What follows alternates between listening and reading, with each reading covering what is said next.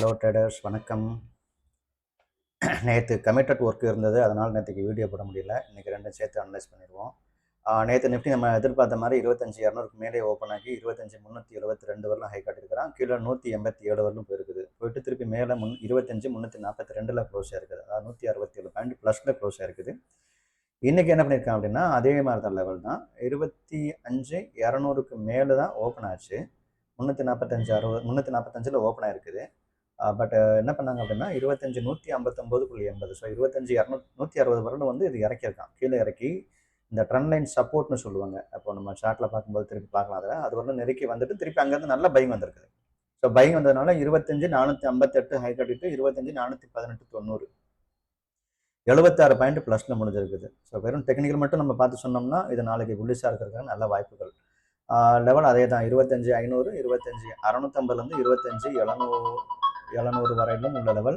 அதே மாதிரி அதிகபட்சம் 26,000 கூட தொடர்றதுக்கு வாய்ப்புகள் இருக்குது. நெகட்டிவ் நியூஸ் இல்லாமல் நல்ல நியூஸ் மட்டும் வந்தால் பார்ப்போம். நாளைக்கு ஒரு நாள் மட்டும் தான் இருக்குது. அதுக்கடுத்து சண்டே பட்ஜெட் இருக்குது. பட்ஜெட் அன்றைக்கி ஹெவி வாலட்டைல் இருக்கும். மேபி அந்த தேதியில் அந்த 26,050 இல்லை 60 அந்த லெவல் வந்து டெஸ்ட் பண்ணலாம் அப்படின்னு எதிர்பார்க்குறேன். இது என்னோட எக்ஸ்பீரியன்ஸ் மட்டும்தான். எனக்கு தெரிஞ்சதை நான் ஷேர் பண்ணிக்கிறேன். இது டிப்ஸு கிடையாது, பை கால் செல் கால் கிடையாது. ஜஸ்ட் எஜுகேஷன் பர்பஸ் மட்டும்தான் உங்களுக்கு எக்ஸ்பிளைன் கொடுக்குறேன். வாங்க சார்ட் பார்ப்போம்.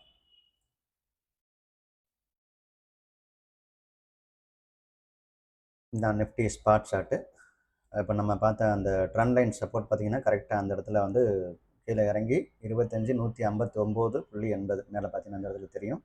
25,160 வரலும் வந்துட்டு 25,418 நல்ல பையிங் கொடுத்துருக்காங்க. ஏன்னா நாளைக்கு ஒரு நாள் தான் ட்ரேடிங் இருக்குது. அப்புறம் வெள்ளிக்கு அப்புறம் சனிக்கிழமை லீவு, சண்டே வந்து பட்ஜெட் டே. ஸோ பட்ஜெட் டே அன்னைக்கு 25,500 இல்லை 700 இல்லை 26,000ங்கிறத பொறுத்து வந்து பார்க்கலாம். டெக்னிக்கல் எந்த வெறும் நெகட்டிவ் நியூஸோ எதுவுமே ப்ளஸ் நியூஸ் மைனஸ் நியூஸ் எதுவும் பார்க்காம டெக்னிக்கல் மட்டும் பார்த்து சொல்லணும்னா இது நல்ல புல்லிஷ் சைன் கிடச்சிருக்குது.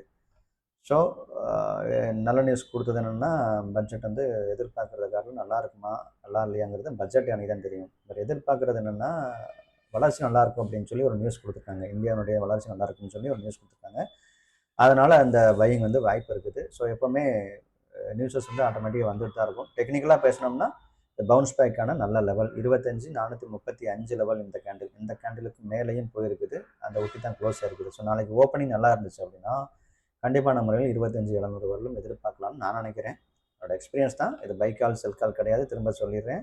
யாருக்கும் அட்வைஸ் பண்ணலை. என்னோட எக்ஸ்பீரியன்ஸை உங்கள்கிட்ட ஷேர் பண்ணிக்கிறேன். பார்ப்போம்.